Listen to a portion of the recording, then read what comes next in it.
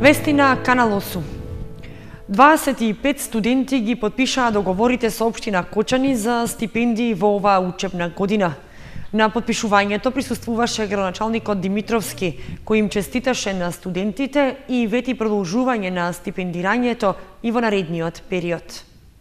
25 редовни студенти кои се школуваат на државните универзитети во Македонија, 6-та година поред од општина Кочани добиваат финансиска поддршка за поттикнување на нивното успешно едуцирање. Стипендиите во висина од 2500 денари месечно, тие ќе ги примаат за учебната 2015-2016 година. Нивниот избор беше направен по претходно објавениот конкурс, според кој кандидатите требаше да задоволат одредени критериуми во поглед на постигнатиот успех, социјалната состојба или дефицитарноста на струката. Во салата на Советот се одржа скромна свеченост на која добитниците на стипендиите ги потпишаа договорите со општината, при што изразија благодарност за укажаната доверба.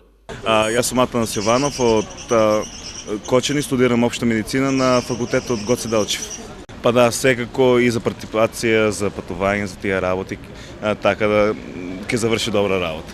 Мартин Емирджиев од Кочани, студент на архитектура и дизајн во Штип. Па за мене некој покривање на некои трошоци за добро искористување, за рационално искористување на парите. Градоначалникот Димитровски присуствуваше на потпишувањето на договорите, што лично им ги подели на студентите, посакувајќи им успех во студирањето. И оваа година продолжуваме со традицијата, 6-та година поред, за доделување на стипендии на нашите сограѓани, на учениците, односно студентите кои што ги исполнуваат критериумите во однос на успехот, во однос на социјалната положба и во однос на приоритетите кои што ги одредивме за оние дефицитарни кадри. Мене ме радува што издвојуваме од средствата на општинскиот буџет за помагање на овие наши млади ученици, наши млади студенти, за наши млади сограѓани и очекувам дека оваа традиција ќе продолжи и понатаму во наредниот период. Меѓу критериумите што се бараа во конкурсот за стипендирање е кандидатите задолжително да се жители на општина Кочани и да не повторувале година во текот на студирањето. Исто така, тие не треба да се корисници на стипендија, кредит или друг вид парична помош од други институции или компании. ВМРО ДПМН и во Кочани ги започна активностите за собирање идеи од граѓаните што подоцна преку проекти би се вклучиле во изработката на предизборната програма на партијата. Освен на отворениот пункт, беше речено дека идеите може да се доставуваат и преку веб страницата на партијата. На пункт во трговскиот центар, Унијата на млади сили на ВМРО ДПМН од Кочани ја промовираше партиската акција за прибирање идеи и мислење од граѓаните. Со тоа тие се придружуваат на активностите за креирање на предизборната програма, што како документ ќе биде представен во јавноста, како план за работа во 4-годишниот период по предстојните избори. Рекоа дека очекуваат и граѓаните од општината да дадат свој придонес во неговото оформување, со што ќе помогнат да се реализираат проекти кои ќе бидат корисни за регионот во кој живеат. Имам посебна чест да ги поканам сите граѓани на општина Кочани да се вклучат во оваа акција и секој без разлика на нивната возраст да даде една идеја, едно мислење, едно размислување во делот на она што се вели практика во нашата партија, тоа е да секоја нивна идеја биде онака која е издржана, добро осмислена и реална за изведување, да влезе во нашата програма која што е во фаза на изготвување. Знаете дека тоа е за периодот 2016 и 2020 и верувам, искрено да ви кажам дека како и во претходните циклуси дека голем дел од тие идеи беа на некој начин преточени во нашите програми и верувам дека оние граѓани ги препознаваат нивните идеи во нашите програми. Митев рече дека е формиран тим од домашни и надворешни стручни лица, кои ќе ги разгледат пристигнатите идеи и доколку тие се реално остварливи, треба да бидат вклучени во партиската програма за работа во наредниот период. Потврда дека мислењето на граѓаните им е важно, во партијата на власт велат е и тоа што досега се реализирале повеќе од 3000 проекти, а некои од нив се уште се во процедура. Освен на штандовите во населените места, Митев додаде дека своите идеи секој граѓанин може да ги даде и преку веб страницата на партијата на власт. Виничките сточари се соочуваат со недостиг од работна сила, пред се овчари. Субвенциите ги зголемуваат стадата по планините, но не ги стимулираат младите да се посветат на оваа дејност. Сточарите во Виничко се соочуваат со недостиг на работна сила за квалитетно да ја развиваат својата, за жал се поретка дејност, одгледувањето на овци. 50-годишниот Љупчо Симеонов мака мачи да најде и да задржи квалитетен овчар, кој ќе го напасува стадото кое брои 350 грла. На надморска височина од 700 метри во природното изобилство кое го нуди Калиманско поле, се уште има луѓе кои знаат да го искористат овој благодет, кои произведуваат здраво овчо планинско млеко, за чиј квалитет потврда е самата локација. Со јагнињата, со откупот не сме задоволни. Секој пат, кога има порани јагниња, со тие пораните јагниња, не сме позадоволни што стасат за продавање пред католички Велиден. И цената не се откупува, и таа што се откупува биде многу поевтина цената. После, ако ги чуваме за католички Велиден, они прекарат поголем се јагнињата и не се оборот со поевтина цена. А иначе, кога редовно стасат за католички Велиден, прилично добра цената, околу 150-160 динара. Они ни треба баре да видат најниската цена, треба да биде и редовно секогаш да биде 180, сточарите ќе бидат задоволни. Тешко се наоѓаат овчари. Никој не кандидува овчар да биде. Тоа е најкатастрофа за сточарите. Од таа гледна точка ќе ги продадат овците. Ни постари, ни помлади. Тоа е најтешка работа. Најдеме некој, биде месец, 2, 3, 5 и готово, откаже се. Тешко му е работата, е тешка работа. Затоа треба да бидат и млекото поскапо и јагнињата поскапи. Има многу трошкове, а секој овчар што ќе дојде, он сака и редно е да сака. Тешка е работата, цел тука е заангажиран он од сабајле до вечер. Нема прва, втора смена, тука е 24 сата овчар. И кој е дома треба пада на дзртје овци со јагниња. Симеонов добро заработува и цели 50 години екзистира и ја креира иднината на своите деца со стоката, но не само овчари, треба и млади наследници за кои надлежните институции треба да наметнат многу поголема подршка од постоечката. Проблемот на Љупчо го делат и останатите сточари во Виничко, кои од година во година го зголемуваат бројот на грла, стимулирани пред се од субвенциите и невремената исплата.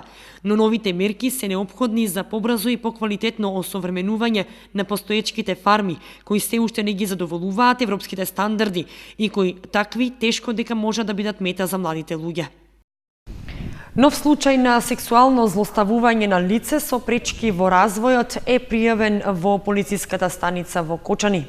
Од полицијата велат дека се уште се работи на расчистување на случајот и доколку се утврди вина против сторителот, ќе бидат преземени законски мерки.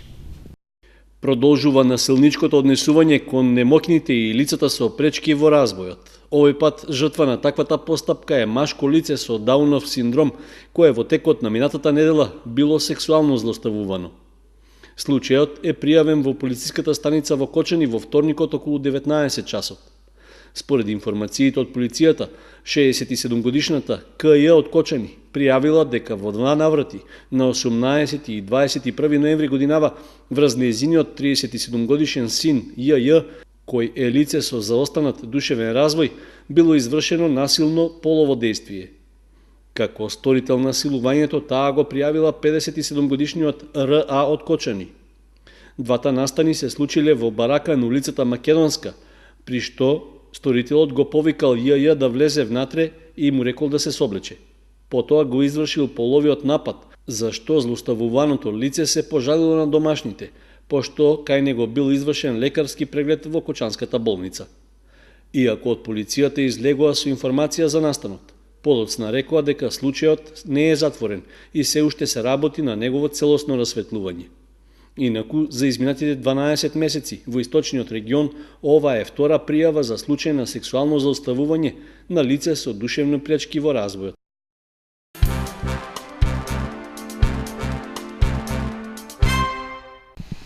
Јамболија Шталае е насловот на книгата што беше промовирана во Центарот за култура Бели Мугри.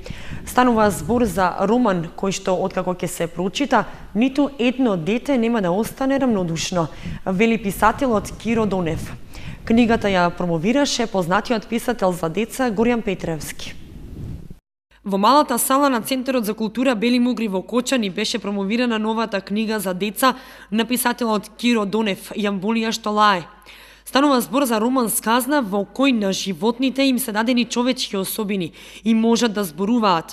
Роман во кој се опишува менталниот склоп на кучињата, мачките и птиците. Инспирацијата и мотивацијата на авторот да ја напише книгата е љубовта на децата кон домашните миленици, најмногу кон кучето. Станува збор за судбината на домашните миленични, кучињата, мачките. Целта е дека нема кучиња скитници, нема мачиња скитници, туку има животни кои што се отфрлени од ова. Меѓутоа дека тие сепак остануваат најверните пријатели на човекот, заради тоа што кучето е единствено животно што го разбира јазикот на човекот. На кој јазик да му се обратите, тоа знае да ве послуша. И целта ми е да кажам дека ако и кучето научи да зборува како ние луѓето, ако почнеме да се разбираме, дека ќе го изгубиме и него како пријател. Книгата Јамболија Шталае е издание на издавачката куќа Македоника Литера, а издавач и рецензент е Нове Цветановски, кој беше присутен на промоцијата. Промотор беше писателот за деца Горјан Петревски. Издавањето финансиски е подржано од Министерството за култура и општина Кочани. Инаку, после оваа промоција, писателот Киро Донев уште една книга со наслов Збркана сказна ќе промовира на меѓународниот сајм на книгата во Софија, книга која што е преведена на турски, бугарски, српско-хрватски и украински јазик. По барањето средства за набавка на инвалидска количка, 33 годишниот Методи Митев од Кочани, кој боледува од хередитарна параплегија, се надева на излекување на болеста со операција соматични клетки во Кина.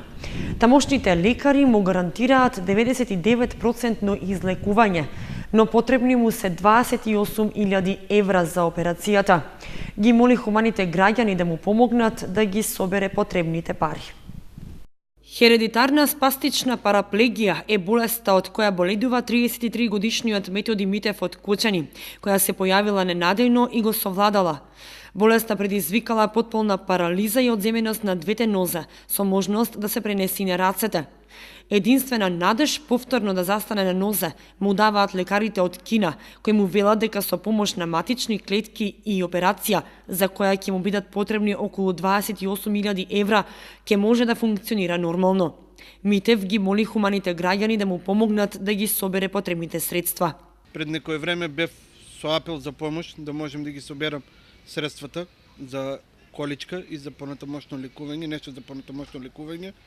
Така да сега сакам, па јавно да тражам една помош од сите хумани луѓе како што ми помогнаат за количката, така да ми помогнат да можем да ги соберам средствата, што имам пратено во Кина, мои документи, и имам голема можност со гаранција 99% дека 3 до 6 месеца ќе застанам, дека ќе можем повторно да застанам на нози, така да за таа операција се ми потребни 28.000 евра пари, што не сум во могушност да ги соберам парите, ги немам потребните средства, и апел до сите газди и сограѓани на град Кочани, кои можат и сакаат и имаат волја да ми помогнат, да можем да ги соберам парите, да идам на операција и да можем да пак да функционирам како што е било и пред тоа.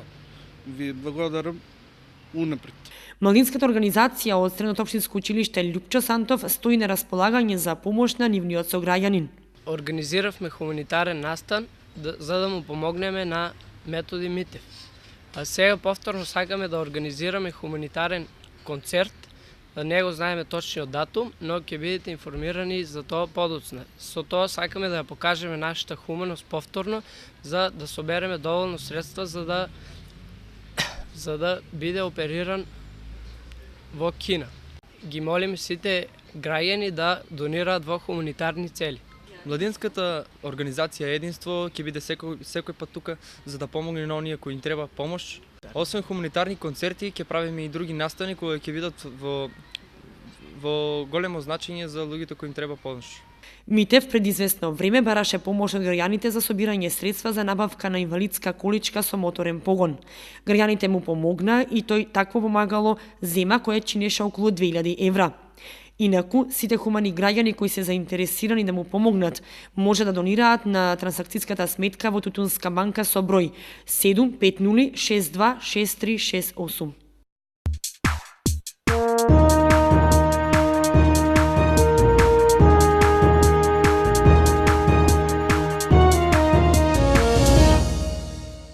Следува спортската информација.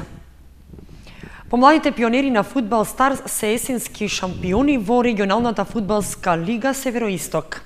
Успешен настап имаа и нивните помлади клубски колеги, додека пионерите и понатаму се без победа. Не прекинува победничката серија на помладите пионери на фудбал Старс во првенството на регионалната фудбалска лига Североисток. Тие веќе ја обезбедија титулата есенски шампион.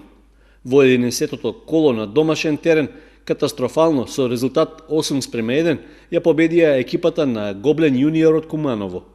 Со тоа, уште еднаш потврдија дека немаат достоинствен противник кој би можел да ги загрози во освојувањето на шампионската титула. Стрелци на головите повторно беа стандардните голгетери, на кои им се придружија уште неколкумина нивни соиграчи. Славче Живков постигна 3, а Ѓорги Зашев 2 гола, додека поеднаш гостинската мрежа ја затресоа и Дамјан Димитров, Методи Лазаров и Дени Ангелов. Без ниту еден пораз, со освоени максимални 33 бода, кочанските фудбалери од генерацијата 2001 останаа на првото место на табелата пред директниот конкурент New Stars.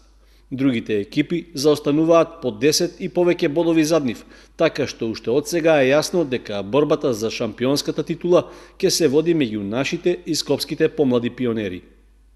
Пионерите на фудбал Старс од генерацијата 2000-та пак, за разлика од помладите колеги, и понатаму редат порази. На домашен терен во 11-тото коло тие играа против Ринија и како резултат на слабата и недоволно ангажирана игра примија 2, а успеа да постигнат само еден гол. Стрелец на погодокот за домашните беше Иван Јорданов. Со таквата игра и резултати, тие остануваат на предпоследното место на табелата, со освоени само 5 бода, без реални изгледи во пролетната полусезона да направат некакво посериозно поместување. Во детската лига, нашите фудбалери исто така имаа успех. Генерацијата на фудбал Старс, родена 2003 година, гостуваше во Виница на надпреварот против Слога 1934 Вардар, извојува победа од 5:3. Помладите нивни клубски колеги, родени 2005 година, на виничката екипа и нанесоа уште поубедлив пораз, совладувајќи ја со 5:0. Најмладите фудбалери пак од генерацијата 2006-2007 ги поделија бодовите со виничани, со постигнати по еден гол на двете страни.